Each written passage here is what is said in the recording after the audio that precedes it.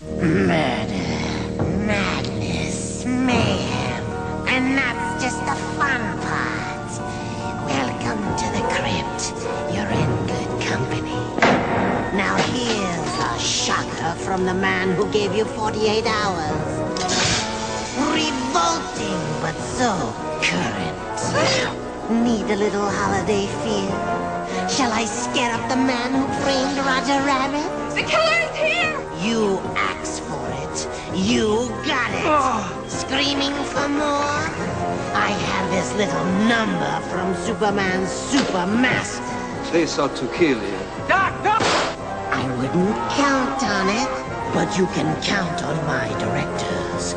3 Tales from the Crypt, June 10th on HBO. It's a night to dismember. Warning, strong content. Parental discretion advised.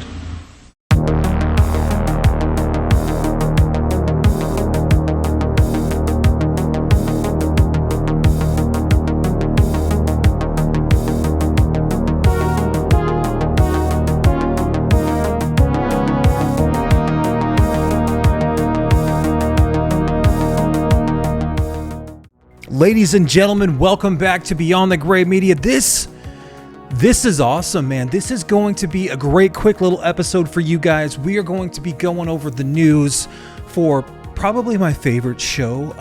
If you're new here, welcome in. Josh, Beyond the Gray Media. It's Friday, and we have got amazing news coming May 1st. This guy, our buddy, the Crypt Keeper, John Kassir, voicing the Crypt Keeper, is coming back, baby.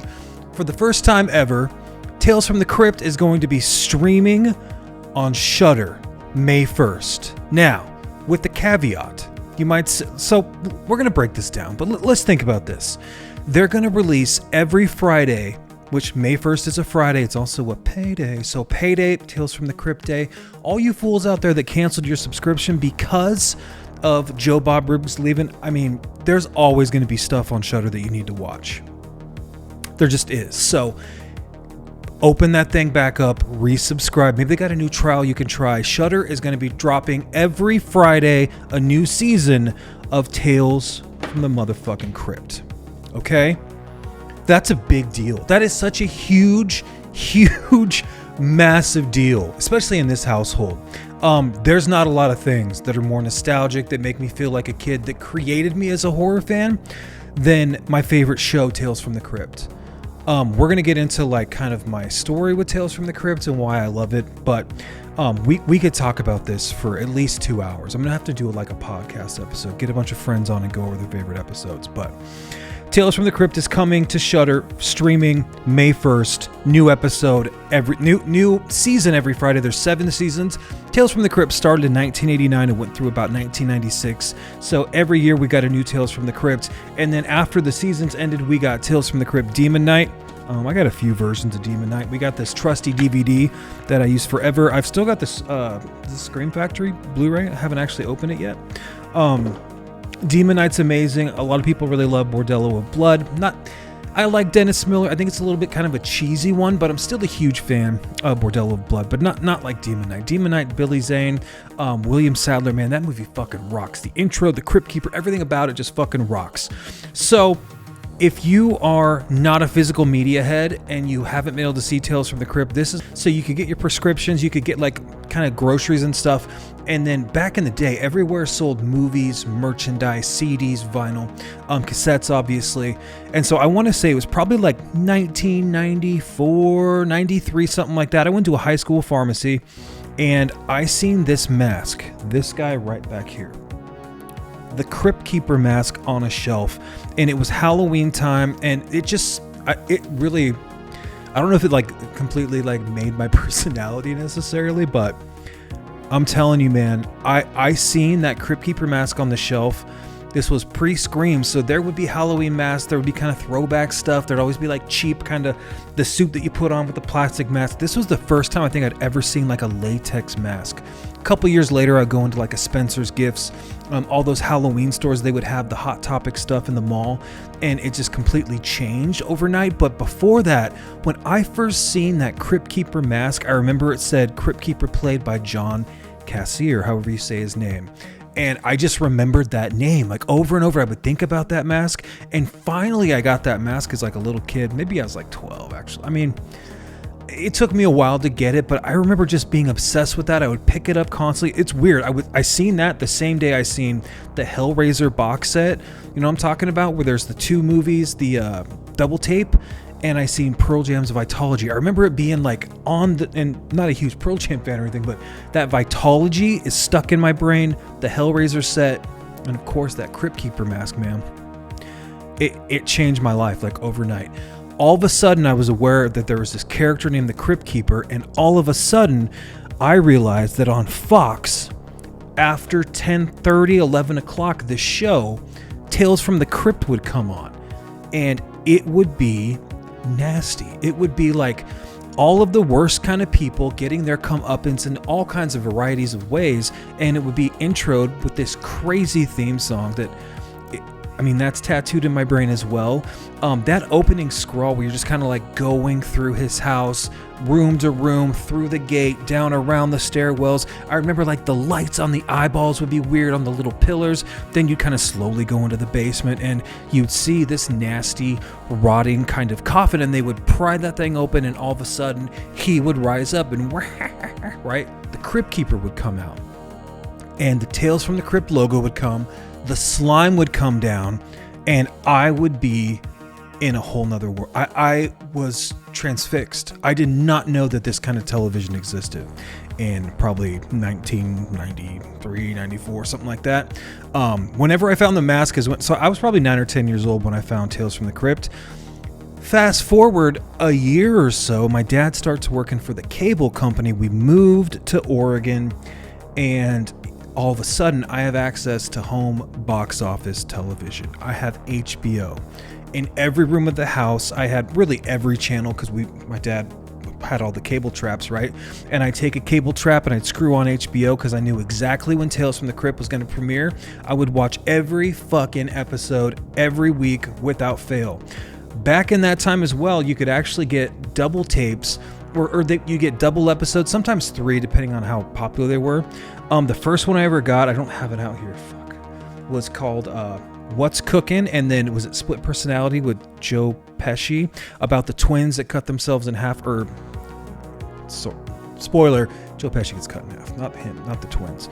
But they want to share, and of course he's like playing one for the other, and he's like getting laid constant. Anyway, that What's Cookin' episode is my favorite Tales from the Crypt episode. It's got Superman Christopher Reeve, it's got Judd Nelson, it's got all these other characters, it's got the cop from the Blob. It's an incredible episode, and it just comes down to this guy. He's opens up this restaurant and his business is going down. His wife wants to kill him, right? Things are going wrong. There's a meat cleaver involved, and finally one day this dude murders someone on the street, brings the body back home. Fun fact, that body was Meatloaf, the singer. Little cameo appearance. Puts him in the freezer. All of a sudden the cop comes in because he smells something cooking on the grill. Feeds it to the owner, feeds it to the chef. All of a sudden the smell gets outside and people start coming in. When he goes, "Where did you get this meat? I don't think we even had this." They go in the freezer, they start cutting off chunks of like the ass meat, or that rump roast, right? That's what I'm talking about. They're cutting off this ass meat, and they put it on and they start frying it up, and all of a sudden we've got this problem because we got to start killing civilians to keep the company coming through. And I could not fathom how cool of an episode idea that was. I was just obsessed with What's Cooking, man. I was always kind of like, all right, it's over. Now the tape's got to play the next one, which the Joe Pesci episode's great. But that What's Cooking, man, that's like my favorite. That's season 4. That's absolute perfection. So we're going to talk about some of my favorite episodes really quick. I'm trying not to talk super quick. I apologize. I had some other tooth stuff done this week, so if I'm drooling or all of a sudden I just narc out, just thanks for being here, man. Appreciate you guys. My favorite season is the second season. There's great episodes on the first season as well, and really, like all shows, every season of Tales from the Crypt has banger fucking episodes. Even the ones that are like kind of mid-range or that are not the best are still really good television because they got really good writers and directors on this. I'm talking like Bob Zemeckis, right? Joe Dante kind of people, like amazing actors. Christopher Reeve, like we talked about, Tom Hanks, Schwarzenegger directs stuff. All of your favorite people, Demi Moore's in a ton of stuff. It's incredible. So the second season has my second favorite episode, which is Dead Right, about Demi Moore's character who goes to like a fortune teller, and all of a sudden she's like, hey, I really want to quit this job. And she's like, don't do it. You're going to marry your husband, blah, blah, blah. He's going to die tragically. You're going to become rich and famous. And she ends up getting married to this fat guy at this kind of, little tug hut she's working at, or stripper pole, whatever she's doing. And fucking, of course, everything goes wrong. She meets her end violently with a knife. Absolutely incredible fucking episode. Also on season 2, you've got another one of my, like those back to back. The next episode, The Switch, is like probably, there's days where that's my favorite episode as well. The Switch has the old grandpa, Lewis from Christmas Vacation, and he's playing this guy that falls in love with a young, is it Jamie Preston? And he's in love with her. He's really, really old. All of a sudden she would date him, but he doesn't want to date her because he's worried that she's gonna love his money, right? And so fucking all of a sudden he decides to go to this place that can try to make him young. He gets a referral to this guy that's like, hey man, I can change your whole face. You can trade with Hans here. You can be an attractive son of a bitch, right? And so all of a sudden he goes body part by body part by body part, and it's like $1 million a fucking part, right? Except for the old Johnson rod, which ends up being 2 legs and a Johnson's like $3 million. All of a sudden, this dude that's worth $10 million spends his entire fortune to trade bodies, to switch, if you will, with Hans, who ends up swooping up the lady in the end anyway, because this lady friend of his, all she ever really wanted was his money. So crazy irony to most Tales from the Crypt episodes. You've also got Till Death on here. Crazy good episode. Counting Cards, is that on season 2 as well? It Cutting Cards, dude. Lance Hendrickson, the dad from What's Eating Gilbert Grape, Cutting Cards. Me and my buddy Mike and Duff, shout out to them. We have this ongoing group chat where we're just constantly feeding things, calling people a son of a bitch, right? You wouldn't pull the trigger if you had one. You're up, brother. Like cutting their fingers off, playing this like life or death Russian roulette poker game. It's incredible, man. I don't know. It's Tales from the Crypt season 2. It's just banger after banger. Lower Birth, freaky kind of carnival style where this guy falls in love with this thing that's kind of in this Egyptian. It's wild, dude. It's absolutely wild. It's got some of the craziest gore. And we could talk about season 2, The Ventriloquist Dummy. It's a masterpiece. It's a fucking masterpiece. Season 3 is also almost as good. Reluctant Vampire, you got Malcolm McDowell in there. Issa Will Kill You is amazing. Split Second's really good. A lot of people's favorite, The War one, Yellow, is damn good. Carrie and Death I really love. I also love Love to Death. Season 3 is nothing to sneeze at as well. Most of them are good. People remember season 1 mostly because it's got an All Through the House, which was really the very first episode. Let's bust in to the complete set.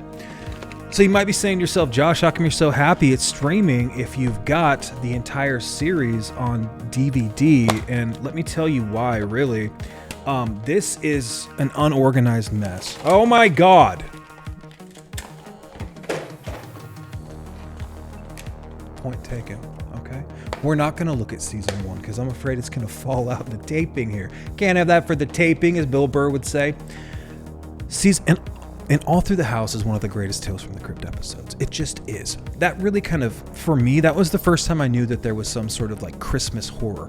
I was not aware of Black Christmas. I didn't know about things like,